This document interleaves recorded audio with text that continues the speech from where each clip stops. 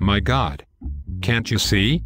In the same way you get coffee without caffeine, beer without alcohol, ice cream without fat, they will try to make this into a harmless wrestling show. You have this man, Triple H, who says it is time to play the game. But this is no game, my God, this is pure ideology. In this WWE universe of Stalinist metaphors of loyalty, hustle, respect, it is only, I claim, Brock Lesnar who is the true ass kicker. What best demonstrates this? Well, today, you get Kane with a human face. You hear constantly this phrase, that's the bottom line because Stone Cold said so. But who is this man, Stone Cold, that he should determine truth? Stone Cold is an intervention of the real. My God. You hear the smash and he gives the stunner, you know? It is as my good friend Elaine Badger would put it, the event. It is Kane who, I claim, embodies the old Freudian dream of the burning child. I mean it quite literally. Father, can't you see that I am burning? But in the WWE universe this problem takes on a new distinction. Son, can't you see that I am locked in the boiler room? John Cena after the Royal Rumble, he runs around, he shouts, he cheers, he does nothing to sell this apparent grueling victory to us. But Brock Lesnar, I claim, talkish the system more seriously than it takes itself, breaks the arm of HHH, and is fired by Vince. Is this not an expression of our present moment at its purest?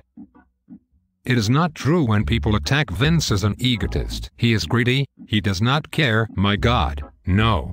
Vince for me is quite an idyllic figure, someone who is ready to stake everything so audience grows, heat circulates, his happiness is totally subordinated to WWE. Ideology is, in this precise sense, a notion which, while designating a real problem, blurs a crucial line of separation. It is, I claim, only through the universal kernel of CM Punk's pipe bomb that this crucial line of separation can be made clear. In my new, updated, edition of In Defense of Lost Causes, I include a chapter on history's most reviled figure ellipsis The Rock. That's why I claim that Chris Jericho, today, in our era of postmodern relativism, is more actual than ever. Stipulations? I would like to face you in a, my God, what do you call it? A hell in the cell ellipsis. Why, you may ask? I am not afraid of the cell. Because my God, the underlying irony is that, in our individualistic competitive society, the most useless advice concerns survival in extreme physical situations. For me, best example of how ideology functions is ZHE Nexus, yes, GR working out shit bounds of law, and so on, but, really, the system requires them to do this, to survive. If wrestler appears to be subverting Vince, look closer, perhaps, at deeper level, he is helping Vince. I think for us, in the WWE today, The Rock operates as much as the figure of Tito in my old country of Yugoslavia. You know, Bill Gates, Warren Buffett and these philanthropists, as they put it ellipsis, but you know the WWE universe is a wonderful thing. Take this $1 million man. He is, how should I put it? Kind of a scum of the earth. He flaunts his wealth, his pure excess. He says everything has its price and I'm the $1 million man. Ellipsis. Unlike in the sphere of politics of economy, he is rightly a heel. In WWE universe, I claim, the logic of postmodern capitalism is laid bare.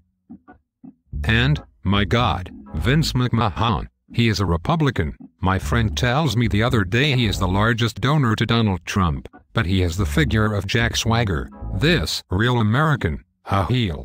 Here, I claim, we see Vince McMahon traversing the fantasy of his own politics, the vision the American right has of itself as this hated villain. You know, these pseudo-left liberals throw out the same old lines of, my God Slavoj, don't you know that this is fake? None of is it real and so on. My God. No. I claim the exact opposite. Raw is more real than the real itself. My God, no. Hitman did not have the balls to really change things. All his actions were fundamentally reactions. He acted so that nothing would really change. He acted to prevent threat of real change within the WWE. It is easy, from today's perspective, to mock the pessimists, from the right to the left, who deplored the blindness and compromises of the Vince in the PG era, his lack of ethico-political strength and courage in dealing with the American moral threat. Look this Ryback figure in the eye, and what do you see? A none too distant cousin, a creature worthy of all the legal rights and privileges that humans enjoy. By chanting this "feed me more" line, liberals only feed Ryback's difference to us, the WWE Universe. These liberal critics of the WWE, they look at Damien Sandow and say, look, this is a caricature, he is a villain purely because he is an intellectual.